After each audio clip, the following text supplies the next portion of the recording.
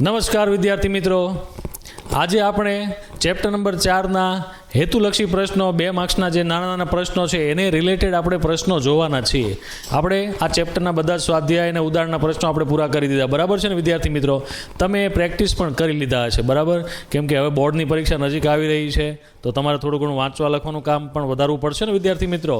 હજી એકવાર સૂચના આપી દઉં કે કોઈ વિદ્યાર્થીને બાકી રહી ગયું હોય જોવાનું, તો આપણી યુટ્યુબ ચેનલમાં બધા જ ચેપ્ટરના વિડીયો મૂકી દીધેલા છે. તો વિદ્યાર્થી જે કાંઈ ચેપ્ટર રિવિઝન કરવાનું બાકી રહી ગયું હોય એમાંથી વિડીયો જોઈ લેજો, બરાબર છે? તમારા જે કાંઈ ડાઉટ હશે એ સોલ્વ થઈ જશે.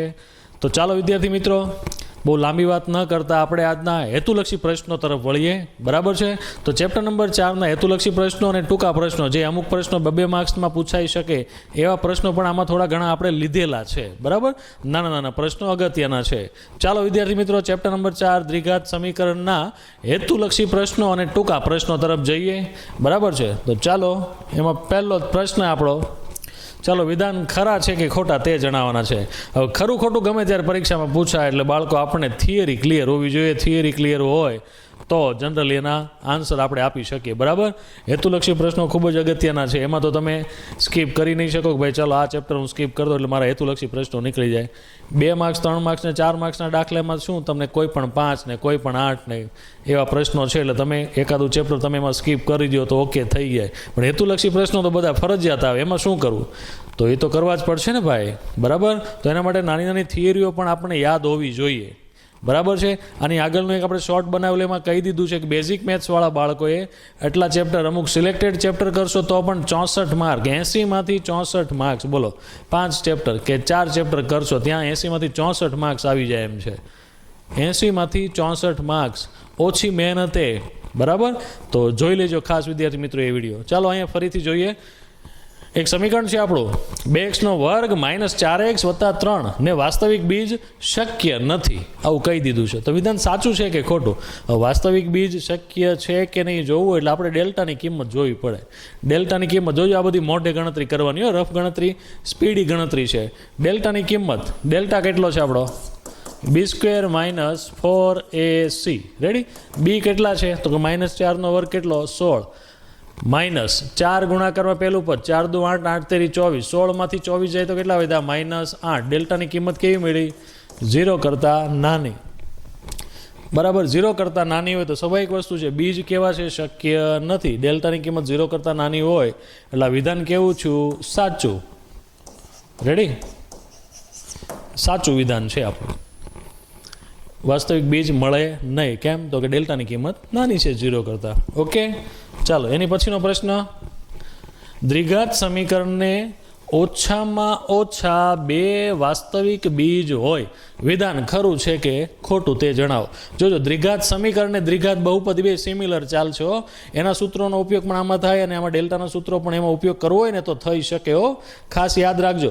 ચાલો, દ્વિઘાત સમીકરણને ઓછામાં ઓછા 2 વાસ્તવિક બીજ હોય, ખરું કે ખોટું? તમને આગળ થિયરીમાં પણ કીધું હતું, દ્વિઘાત જે સમીકરણ છે કે દ્વિઘાત બહુપદી લઈ લો, એમાં બીજ હોય પણ કેવા? વધુમાં વધુ 2 હોય. યાદ રાખજો, વધુમાં વધુ. એટલે આ વિધાન કેવું થયું આપણું?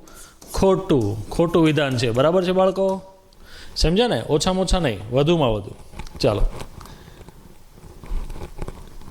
સમીકરણ આપેલું છે, એનો વિવેચક -20 છે.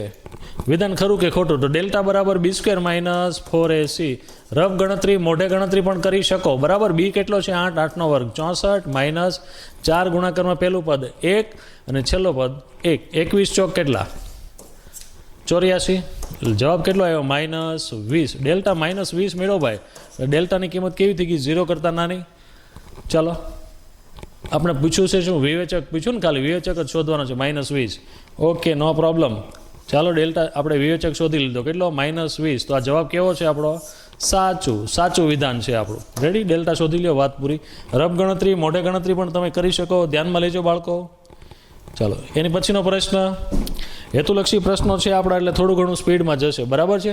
જ્યાં જરૂર પડશે ત્યાં વધારે ડિટેલમાં તમને સમજાવી દેશે. ચાલો, એની પછીનો પ્રશ્ન, એક સમીકરણ આપ્યું છે. જો એક સમીકરણ આપેલું છે, x² - 10x + 25 = 0 ના બીજ ભિન્ન છે. વિધાન સાચું કે ખોટું? ભિન્ન. ભિન્ન ક્યારે હોય?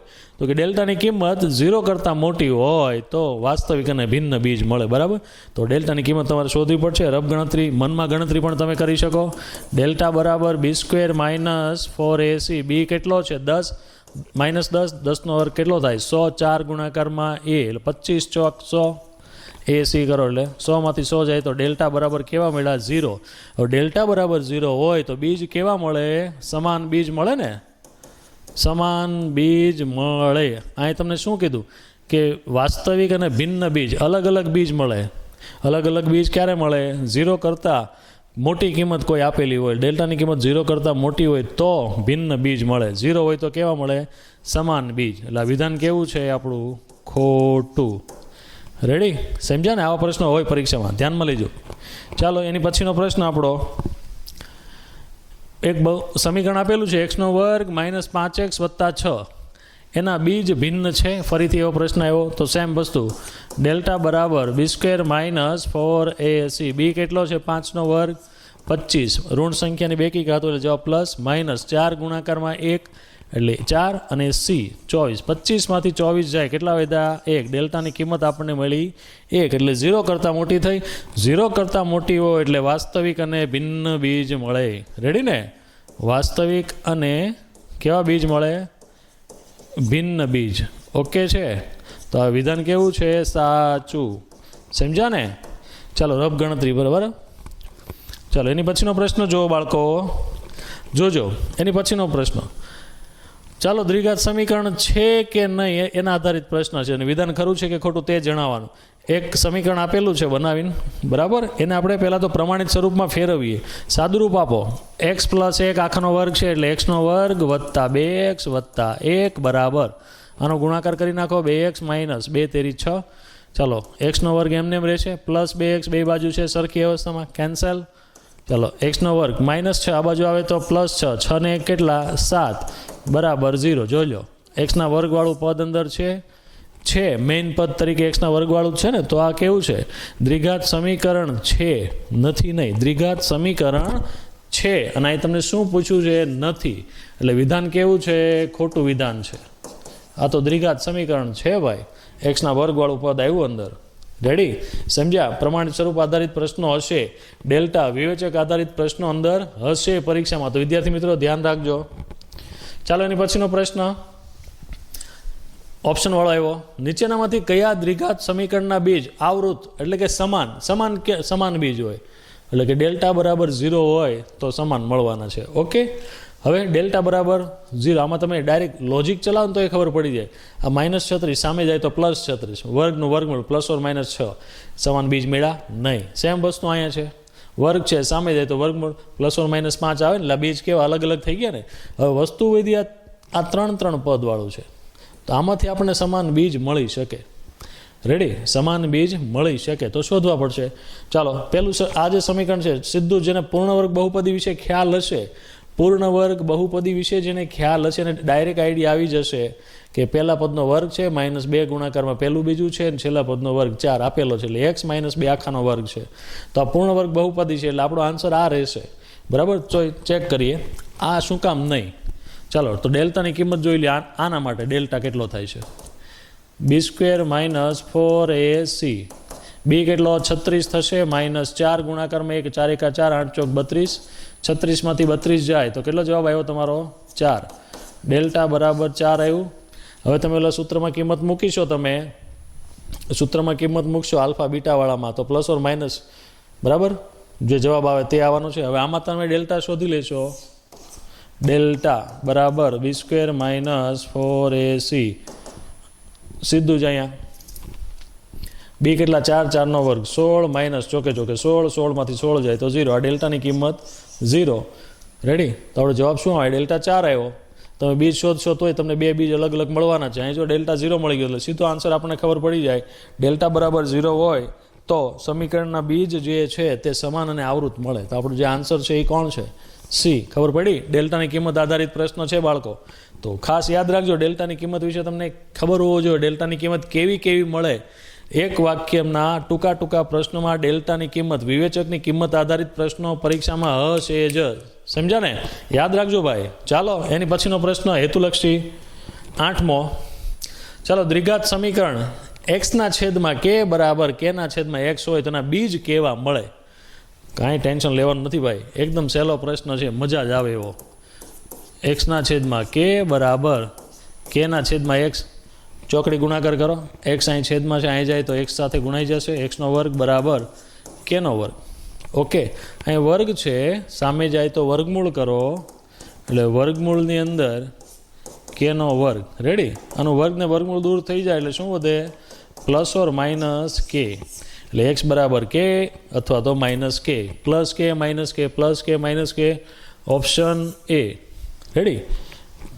ચાલો એની પછીનો પ્રશ્ન 6x² -13x + m = 0 ના બંને બીજ પરસ્પર વ્યસ્ત હોય તો. જો બીજું ચેપ્ટર આપણું દ્વિઘાત બહુપદી આમાં મિક્સ કર્યું. પરસ્પર વ્યસ્ત હોય તો એમનું મૂલ્ય શોધો. ચાલો, પરસ્પર વ્યસ્ત, આપણે ઓપ્શન ભૂલી જાઓ. પરસ્પર વ્યસ્ત બીજ હોય એનો મતલબ પરસ્પર વ્યસ્ત શૂન્ય હોય. હવે વ્યસ્ત ક્યારે કહેવાય?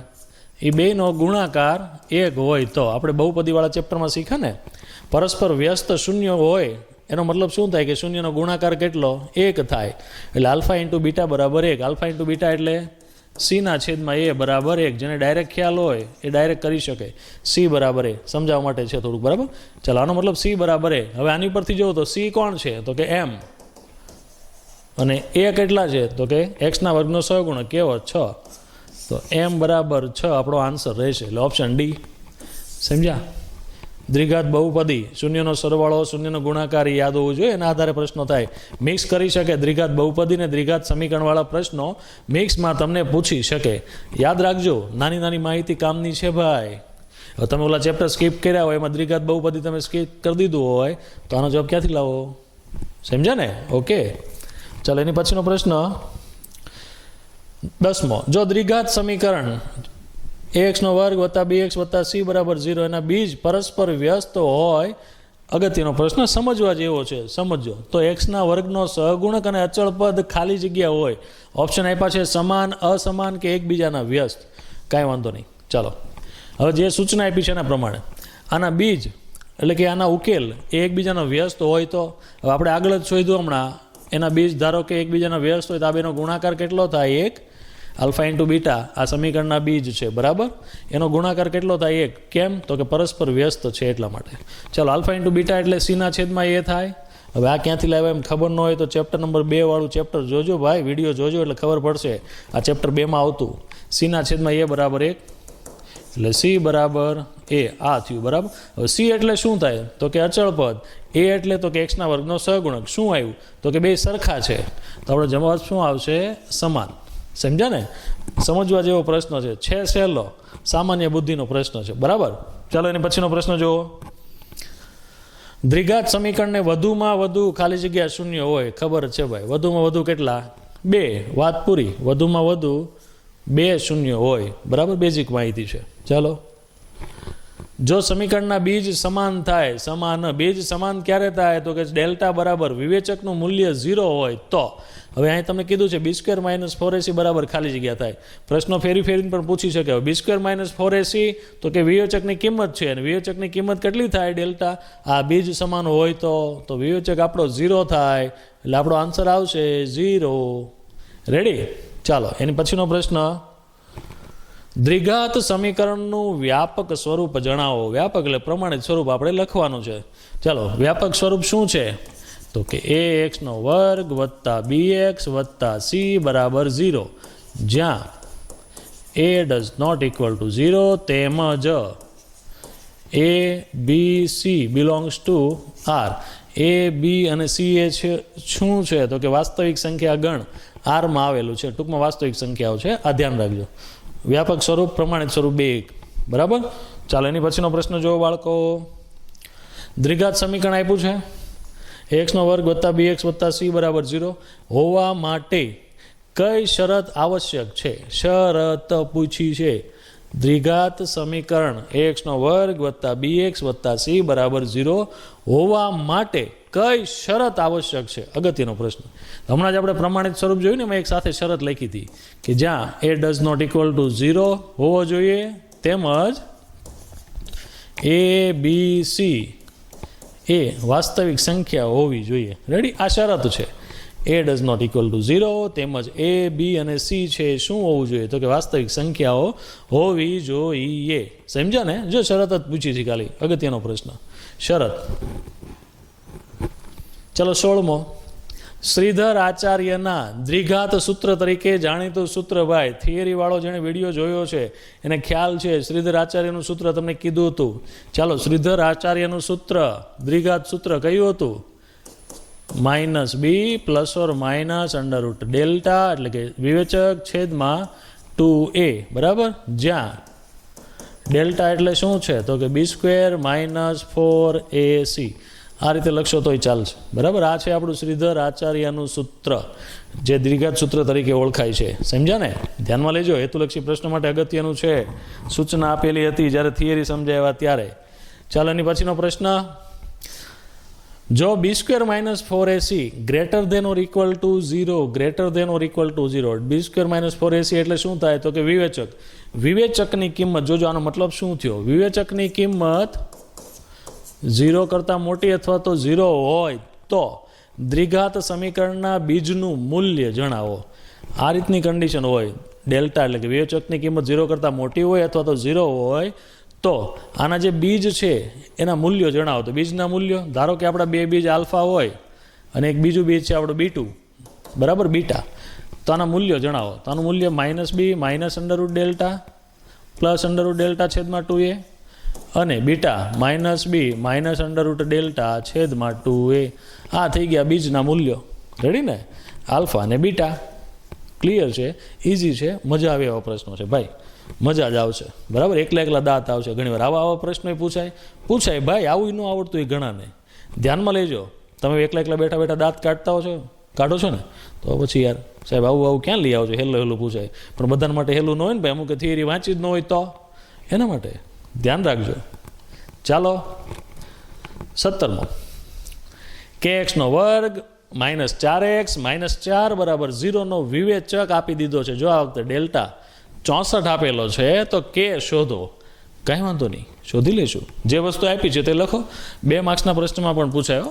ડેલ્ટા બરાબર 64 આપી દીધો છે. રેડી? ડેલ્ટાની કિંમત આપણી શું થાય? તો કે b² - 4ac. રેડી ને? કેટલું છે? તો કે 64. કાંઈ વાંધો નહીં. બી કેટલા છે? બી છે -4, -4 નો વર્ગ થાય 16, -4 ગુણાકારમાં એ કેટલા છે? 4 ગુણાકારમાં એ શું છે? તો કે કે. અને સી કેટલા છે? તો કે -4. એ માઇનસ ને આ માઇનસ પ્લસ થઈ ગયા એટલે કેટલા થયા? 16. કે બરાબર 64. સમજ્યા ને? ચોકે 16. ક્લિયર થયું? ચાલો, +16 સામે જાય તો -16 એટલે અહીં બધા 16. કે બરાબર 64માંથી 16 કાઢો, કેટલા વધશે? 48 વધશે. 48 ને 6 54 ને 10 64, 48. રેડી? 16 તેરી 48. તો કે આપણો કેટલો મળ્યો? 3. હા, આપણો આન્સર. કંઈ મગજમારી જ નહીં, એકદમ સહેલો પ્રશ્ન. ચાલો વિદ્યાર્થી મિત્રો, ક્લિયર? એટલું એકદમ સહેલા પ્રશ્નો છે. તમે જોઈએ રીતે આ રીતના પ્રશ્નો પરીક્ષા માટે અગત્યના હોય. 1 ગુણ માટે દાખલા જે ડાયરેક્ટ ગણતરી કરી શકે, હજી શોર્ટમાં કર્યું તમે કરી શકો, બરાબર? ચાલો, હવે એની પછીનો પ્રશ્ન જોઈએ આપણે. 18મો. એક દ્વિઘાત સમીકરણ આપ્યું છે, એના બંને બીજનો સરવાળો શોધો. જોજો, વન્સ અગેન બહુપદી આધારિત પ્રશ્ન આવ્યો. જો બહુપદીવાળું જે ચેપ્ટર હતું એ અને દ્વિઘાત સમીકરણ બે મિક્સમાં પૂછી શકે, બરાબર? તમને હમણાં સૂચના આપી હતી એ જ રીતે. બીજનો સરવાળો, બીજ આપણા ધારો કે આલ્ફા અને બીટા હોય તો આલ્ફા વત્તા બીટા આ બેનો સરવાળો શોધવાનો છે. ચાલો, હવે બંને બીજનો સરવાળો કેટલો થાય? તો કે સર -b/a. રેડી? યાદ છે ને? શૂન્યનો સરવાળો. ચાલો, બી કેટલા છે? બી -7 છે. માઇનસ ને આ માઇનસ પ્લસ થઈ ગયું એટલે 7. એ કેટલો છે? 1. એટલે બેનો સરવાળો કેટલો આવ્યો? 7. આપણો આન્સર શું? 7. આ બીજનો સરવાળો થઈ ગયો. વાત પૂરી. કંઈ મગજમારી જ નહીં. લોજિક ચલાવવાનું છે, થિયરી યાદ હોવી જોઈએ, દાખલો પૂરો. કાંઈ ટેન્શન જ નહીં. સમજ્યા? ઓકે. એની પછીનો પ્રશ્ન. x² - x - 30 બરાબર 0 ના બીજ શોધો. ચલો, 1 ગુણનો પ્રશ્ન છે, બરાબર? હેતુલક્ષીમાં અને તમારે 2 માર્ક્સનો જે સેક્શન બીમાં જે પૂછવાનો છે એમાં દ્વિઘાત સૂત્રની મદદથી પ્રશ્ન પૂછાય. એકદમ સહેલી રીતે આપણે અત્યારે જોઈ લઈએ. આપણે એક શોર્ટમાં પણ આપણે આ રીતે એક કીધી હતી મેં, બરાબર. 3 પદના અવયવ છે, પ્રમાણિત સ્વરૂપમાં ગોઠવેલું છે. ઓકે, 30 એકા 30 પણ કેવા -30 ગુણાકાર ઉપર લખ નાખો. સરવાળો નીચે, સરવાળો કેટલો લાવવાનો છે તો કે -1. જોઈ લો વચ્ચેના પદમાં કાંઈ આપેલું નથી. રેડી, એટલે -1. ચાલો, નિશાની માઇનસ હોય તો આના ભાગ પાડોમાં નિશાની કઈ આવશે? માઇનસનું શું થાય? Minus plus. હવે 30ના એવા ભાગ પાડો, બરાબર, એવી સંખ્યા 2 ગોતો કે જેનો તમે સરવાળો કરો ને તો જવાબમાં -1 આવે. અને એક સરવાળો કે બાદબાકી ક્યારે આવે? જ્યારે ક્રમિક સંખ્યાનો ગુણાકાર થાય ત્યારે. એટલે 6 પંચા 30, 6 પંચા 30, 6 પંચા -30, -6 + 5 30 થઈ ગયા. 2ની બાદબાકી કરો, જવાબ 1 આવે. ઓકે, ડાયરેક્ટ શોધવું તો કઈ રીતે? હવે અહીં એક્સના વર્ગનો સહગુણક કેટલો છે જોઈ લો. એક્સના વર્ગનો સહગુણક 1, ભાગાકાર કરી નાખો. આનું સાદુરૂપ આપો, -6 આવ્યા. આનું સાદું આપો, +5. હવે તમને જે આ મળ્યું છે એની વિરુદ્ધ નિશાની કરીને લખ નાખો. આ માઇનસ છે તો આ પ્લસ છે તો આ માઇનસ. તો આપણા બીજ મળી ગયા 6 અને -5. હેતુલક્ષી પ્રશ્ન છે, MCQ વાળો પ્રશ્ન હોય તો સીધો જવાબ આ રીતે આપી શકાય, બરાબર. આ ઉપરાંત અવયવવાળી રીત તો તમે જાણો જ છો. અવયવ પાડી નાખો. 30 એકા 30, 30ને એવો ભાગ પાડો કે જેનો સરવાળો કરો તો -1 આવે. એ મેથડ તમે લખીને સોલ્વ કરી શકો, મોટી રીત, બરાબર. પણ ટૂંકા પ્રશ્નો, હેતુલક્ષી પ્રશ્નોમાં જવાબ આપવાના એટલે આ ડાયરેક્ટ રીત મળી ગઈ આપણને. સમજ્યા? ઓકે, ચાલો એની પછીનો પ્રશ્ન જોઈએ. kx² + 4x + 4 = 0નું એક બીજ આપી દીધું છે, એટલે એક જવાબ આપી દીધો છે -2/3. તો કેનું મૂલ્ય શોધો. હવે બીજ એક આપી દીધું એનો મતલબ શું થાય કે એક્સની કિંમત આપી. રેડી ને? તો એક્સની જગ્યાએ -2/3 મૂકીને દાખલો ગણી નાખો. ચાલો, કે એક્સની જગ્યાએ -2/3 આખાનો વર્ગ વત્તા 4 ગુણાકારમાં -2/3 વત્તા 4 = 0. હમણાંનું સાદુરૂપ આપો. 2નો વર્ગ 4, ઋણ સંખ્યા નીકળી ગઈ એટલે 4k² 2નો વર્ગ 4 ગુણાકારમાં કે એટલે 4k/3 વર્ગ 9 પ્લસ ગુણાકારમાં માઇનસ, પ્લસ માઇનસ માઇનસ 4 × 2 = 8, 8/3 વત્તા 4 = 0. ચાલો, લસા કેટલો આવશે તો કે 9. આના છેદમાં તો 9 છે, એને એમને રાખો. આના છેદમાં 3 છે, 3 ઘટે ને, 8 તેરી 24 વત્તા અહીંયા 36, 9 ચોક 36, બરાબર છે. આખાના છેદમાં જે 9 વધે છે એને સામે મોકલો એટલે 0 સાથે ગુણાય, જવાબ 0 થઈ ગયો. વાત પૂરી. ચાલો, કે 4k -24 વત્તા 36 એટલે પ્લસ કેટલા વધ્યા? 12 વધ્યા, બરાબર 0. ચાલો, +12 સામે જાય તો -12, 4 તેરી 12 એટલે કે બરાબર કેટલા વધ્યા? -3. હા, આપણો આન્સર છે, બરાબર. 2 ગુણના પ્રશ્નમાં પૂછાય, સહેલો છે, મજા આવ્યો છે. એક બીજ આપી દીધું એટલે એક્સની જગ્યાએ મૂકી જ દેવાનું, દાખલો આંખ્યું વીંચીને ઝીકી જ નાખવાનો. વાત પૂરી. સમજ્યા ને? ઓકે, એની પછીનો પ્રશ્ન, kx² + 2x + 1 ના બીજ સમાન હોય. જોઈ લેજો. તો કે શોધો. બીજ સમાન હોય એનો મતલબ શું થાય કે વિયોચકની કિંમત કેટલી હોય? ડેલ્ટા = 0. ચાલો, ડેલ્ટાની કિંમત મૂકી દો. b² - 4ac બરાબર શું હતું? 0. બી કેટલા છે? 2. 2નો વર્ગ કેટલો થાય?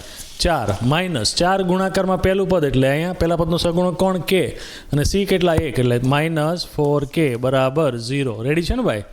ચાલો, બી 2, 2નો વર્ગ 4, 4 એકા 4, એના ગુણાકારમાં કે. ઓકે, 4k -4k સામે જાય તો +4k બરાબર 4. કેટલા વધ્યા? કે બરાબર 1. વાત પૂરી. સમજ્યા? સહેલા પ્રશ્નો છે, એક ગુણના પ્રશ્નો. પરીક્ષામાં આવા પ્રશ્નો પૂછાઈ શકે.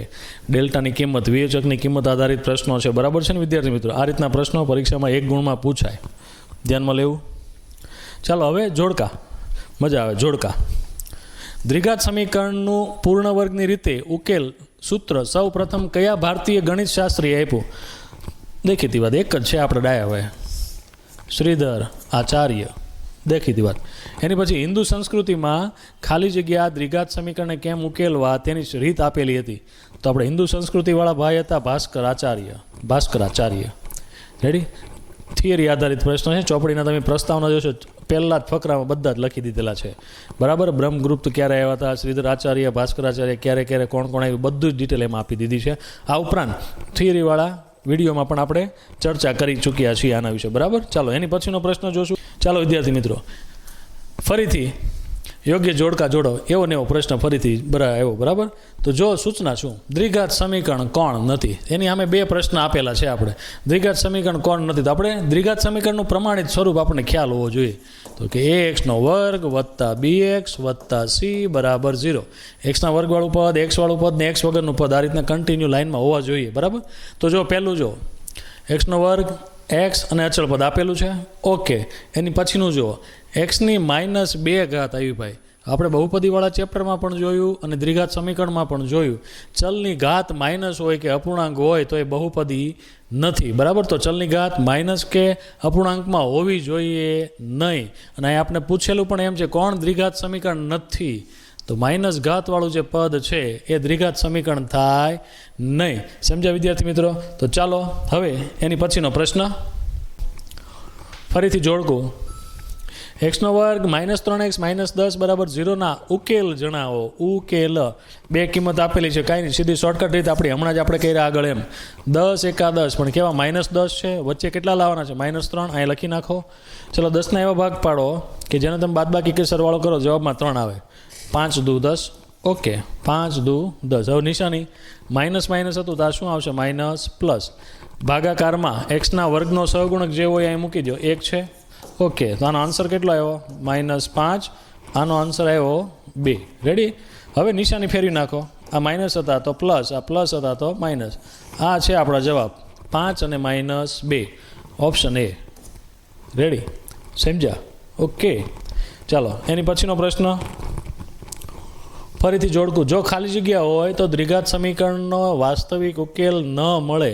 હવે ડી, વિવેચકની કિંમત કેવી હોય તો ઉકેલ ન મળે, તો કે 0 કરતાં નાની. તો વિવેચકની કિંમત 0 કરતાં નાની એટલે આ ઓપ્શન બી.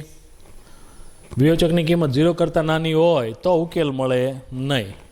ચાલો, એક શૂન્યેતર સંખ્યા અને તેના વ્યસ્તનો સરવાળો શું હોઈ શકે? ચાલો અગત્યનો પ્રશ્ન છે, બરાબર.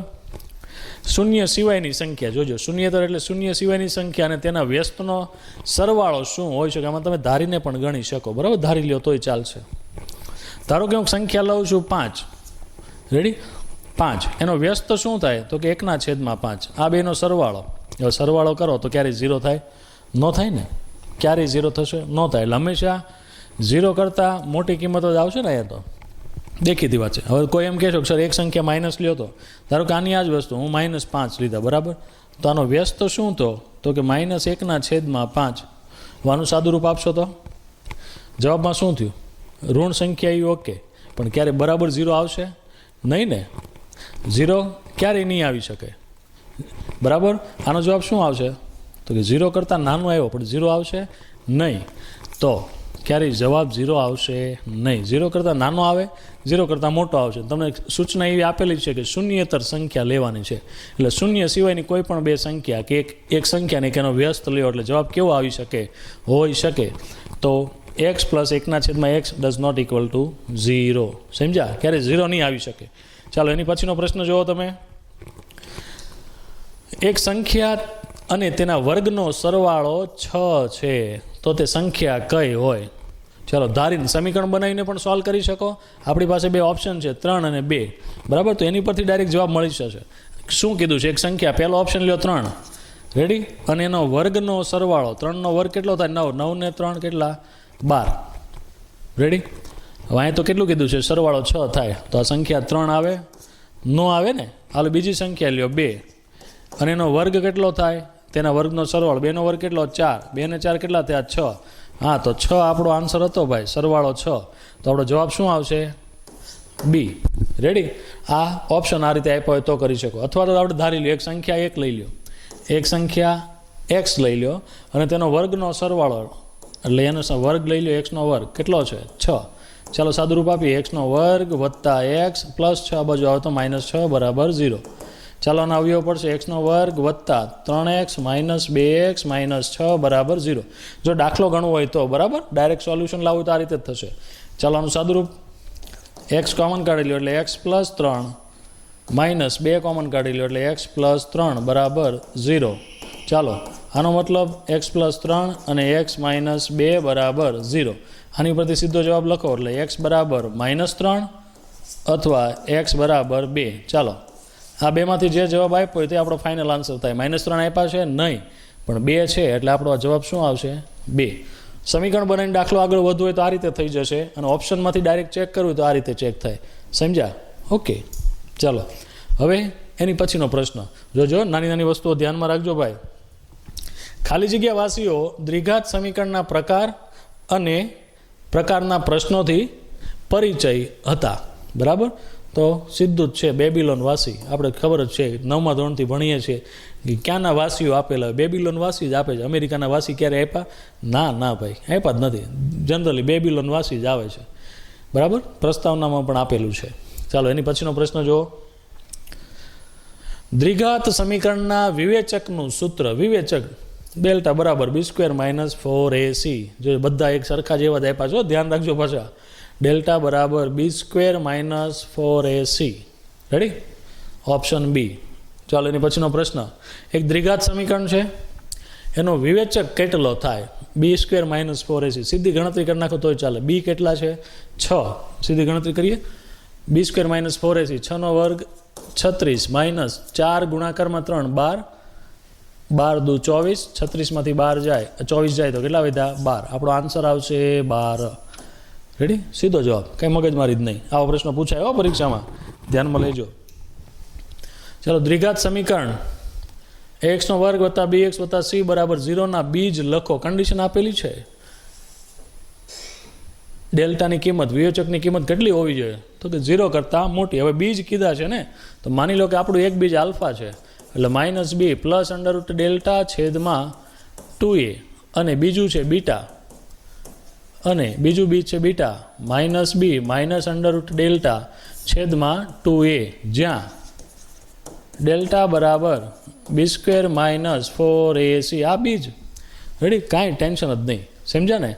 તો વિદ્યાર્થી મિત્રો, આવા પ્રશ્નો પરીક્ષામાં પૂછાય છે. બધા એકદમ સહેલા જ. બરાબર? તો અહીંયા આપણા હેતુલક્ષી પ્રશ્નો જે પૂછાઈ શકે એવા હતા એટલે બધા જ આપણે આવરી લીધા છે. બરાબર છે ને વિદ્યાર્થી મિત્રો?